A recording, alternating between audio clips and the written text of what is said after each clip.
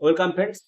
এই মুহূর্তে পশ্চিমবঙ্গের শিক্ষক শিক্ষিকাদের মনে একটাই প্রশ্ন যে আমাদেরকে কি টেট দিতে হবে নাকি অর্ডিন্যান্সের মাধ্যমে চাকরি সুরক্ষিত থাকবে? শুধু পশ্চিমবাংলা না, সমস্ত ভারতবর্ষের শিক্ষকদের মনে এই প্রশ্নটা রয়েছে।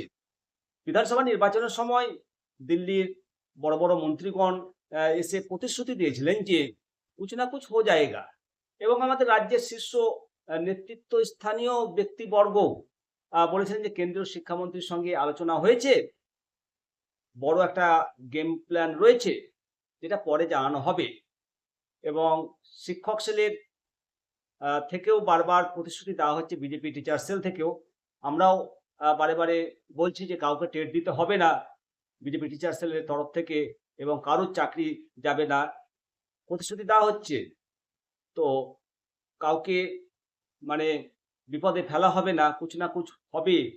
কিন্তু আজ যখন সুপ্রিম কোর্টের চূড়ান্ত রায় সামনে এসেছে, তখন যেটা বলবো যে রাজনৈতিক নেতাদের সেসব মিষ্টি মিষ্টি আশ্বাস কি শিক্ষকদের চাকরি বাঁচাতে পারবে? এ প্রশ্ন উঠেছে সমস্ত শিক্ষকদের। কারণ তেলেঙ্গানা সরকার ইতিমধ্যে নোটিফিকেশন জারি করে দিয়েছে, এবং তেলেঙ্গানা সরকারের ন্যায় পশ্চিমবঙ্গ সরকারও নতুন করে টেট পরীক্ষা নিতে তাহলে কি বাধ্য হবে? আজ আজকে কোনো রাজনীতি নয়, সরাসরি আইনি সত্য এবং শিক্ষকদের বর্তমান পরিস্থিতি নিয়ে কথা বলবো। শেষ পর্যন্ত শুনুন, এবং প্রত্যেক শিক্ষকের ভবিষ্যৎ নির্ধারণ করতে পারে আজকের এই প্রতিবেদনটি। তো বন্ধুরা, প্রথমে জেনে নিই যে আইন কি বলছে। 29শে মে 2026 সুপ্রিম কোর্টের বিচারপতি দীপঙ্কর দত্ত এবং উনার বেঞ্চের মাননীয় বিচারপতি মনমোহনের ডিভিশন বেঞ্চ ইন সার্ভিস শিক্ষকদের করা রিভিউ পিটিশন খারিজ করে দিয়ে আদালত স্পষ্ট জানিয়ে দিয়েছে যে টেট কোনো নতুন চাকরির শর্ত নয়, এটা শিক্ষার মান বজায় রাখার জন্য একটা সাংবিধানিক প্রয়োজনীয়তা। সুপ্রিম কোর্টের এই রায়ের মূল কথাগুলো আমাদের বোঝা দরকার আগে। সুপ্রিম কোর্ট মানবিক দিক দিয়ে বিচার করে প্রথমে 2027 সালের ডেডলাইন বাড়িয়ে 31শে আগস্ট 2028 করেছে। অর্থাৎ শিক্ষকদের হাতে আর একটা বছর বেশি সময় রয়েছে, এবং কোর্ট পরিষ্কার বলে দিয়েছে এরপর আর সুযোগ দেওয়া হবে না, সময় বাড়ানো হবে না। রাজ্য সরকারগুলোকে নির্দেশ দেওয়া হয়েছে যে কর্মরত শিক্ষকরা যাতে সুযোগ পান, তার জন্য বছরে অন্তত দুবার টেট পরীক্ষা নিতে হবে। তেলেঙ্গানা সরকার এই রায়ের পর কি করলো? ইন সার্ভিসদের জন্য টেট নোটিফিকেশন জারি করতে তারা বাধ্য হয়েছে, কারণ রাজ্যের হাতে আইনত কোনো ছাড় দেওয়ার রাস্তা খোলা নেই। রাজ্যের সঙ্গে কেন্দ্রের যখন মতবিরোধ হয়, তখন কেন্দ্রের আইনই লাগু করতে রাজ্য বাধ্য হয়। এবার আসি শিক্ষকদের সবচেয়ে বড় বিভ্রান্তির জায়গা। অনেক শিক্ষক মনে করছেন যে কেন্দ্র সরকার যদি একটা অর্ডিন্যান্স জারি করেন, তবে হয়তো এই টেট পরীক্ষা দেওয়া থেকে ছাড় মিলবে, মুক্তি মিলবে। কিন্তু আইনি বিশেষজ্ঞগণ কি বলছেন? শিক্ষা হলো ভারতের সংবিধানের যৌথ তালিকাভুক্ত তালিকাভুক্ত এবং সুপ্রিম কোর্ট তার রায়ে স্পষ্ট করে বলে দিয়েছে যে আরটিই অ্যাক্ট হলো একটা চাইল্ড সেন্ট্রিক বা শিশু কেন্দ্রিক আইন। শিশুদের গুণগত শিক্ষা পাওয়ার অধিকারের সামনে শিক্ষকদের চাকরির শর্তকে লঘু করা যাবে না।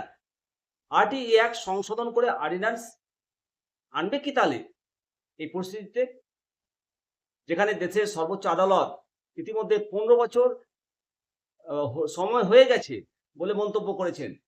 সেখানে অর্ডিন্যান্স আনার মানে সম্ভাবনা এটা অত্যন্ত ক্ষীণ বলে মনে হচ্ছে।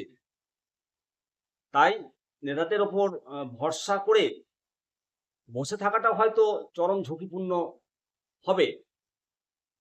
এবার এই আইনি লড়াই আর রাজনৈতিক দড়ি টানাটানির মাঝে সব থেকে বড় ক্ষতি হচ্ছে কার জানেন? আমাদের স্কুলের ছোট ছোট ছাত্রছাত্রীদের।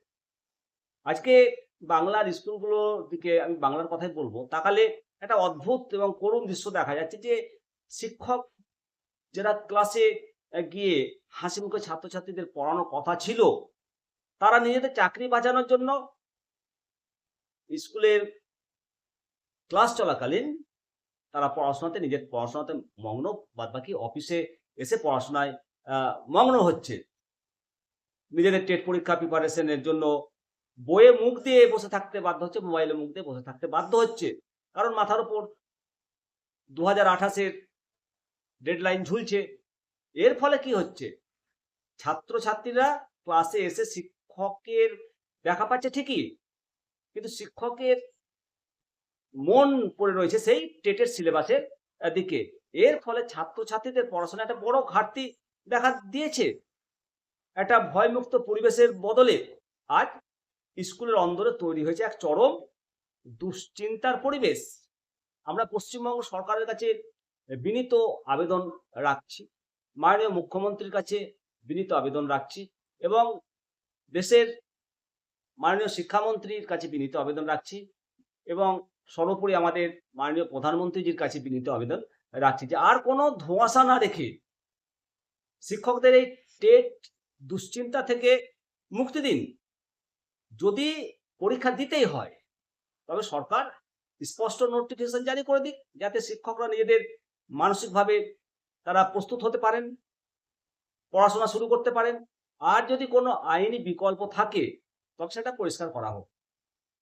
এই ধোঁয়াশা যত বাড়বে পশ্চিমবঙ্গ সহ সারা ভারতবর্ষে শিক্ষা ব্যবস্থা তত বেশি ক্ষতি হবে বলেই মনে হয়। শিক্ষক সমাজ যদি দুশ্চিন্তা মুক্ত না হন তবে তারা ক্লাসরুমে ভয়মুক্ত পরিবেশ তৈরি করবেন কিভাবে? আপনার কি মনে হয়? রাজ্য সরকার কি এখনই তেলেঙ্গানার মতো স্পষ্ট গাইডলাইন বা নোটিফিকেশন জারি করে সমাধান করে দেওয়া উচিত, নাকি এখনো কোনো অলৌকিক অর্ডিন্যান্স বাকি রয়েছে? আপনার মূল্যবান মতামত অবশ্যই কমেন্ট সেকশনে করবেন। আজকে আমি টেটের প্রিপারেশনের জন্য ইন সার্ভিস শিক্ষকদের সঙ্গে আমারও নিজের প্রিপারেশনের জন্য একটা ভিডিও আপলোড করেছি।